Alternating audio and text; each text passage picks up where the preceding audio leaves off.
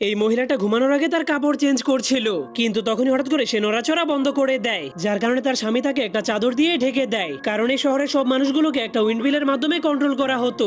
যখন সেই উইন্ডমিলটা ঘুরতো তখন সব মানুষেরাই চলাফেরা করতে পারতো, কিন্তু সেটা থেমে গেলেই শহরের মানুষগুলোও থেমে যেত। কিন্তু সব থেকে আজব বিষয় হলো, যদি উইন্ডমিলের গতি বেড়ে যেত তাহলে সব মানুষগুলো পাগলের মতো স্পিডে কাজ করতে শুরু করে দিত। তখন তাদের স্পিড এতটাই বেড়ে যেত যে তারা এক বছরের কাজ এক রাতেই করে ফেলতে পারতো। কিন্তু একদিন হঠাৎ করে সেই উইন্ডমিলের উপরে বিজলি পড়ে যায়, যার ফলে একটা লোকের জ্ঞান ফিরে আসে। এজন্য সেই লোকটা সেই উইন্ডমিলের কন্ট্রোলের বাইরে চলে যায়, কিন্তু বাকি সব মানুষগুলো এখনো সেই উইন্ডমিলের কন্ট্রোলেই ছিল। এরপর সে যে মেয়েটাকে পছন্দ করতো সেই মেয়েটার বাড়িতে গিয়ে তাকে চুরি করে নিয়ে আসে, কিন্তু এরপর সে যখনই সেই মেয়েটার সাথে ঘুমাতে যাবে তখন সেই মেয়েটা মূর্তিতে পরিণত হয়ে যায়। এজন্য সেই লোকটা অনেক রেগে সেই উইন্ডমিলটাকে ভেঙে ফেলার জন্য চলে যায়, কিন্তু তখনই গ্রামের মানুষেরা এসে তাকে মারতে শুরু করে দেয়, কারণ তারা মনে করতো এই উইন্ডমিল ভেঙে গেলে তারা চিরদিনের জন্য থেমে যাবে। ঠিক তখনই হঠাৎ করে সেই উইন্ডমিলটা ভেঙে নিচে পড়ে যায়, কিন্তু সেটা একটা নদীর মধ্যে পড়ে যাওয়ার কারণে চিরদিনের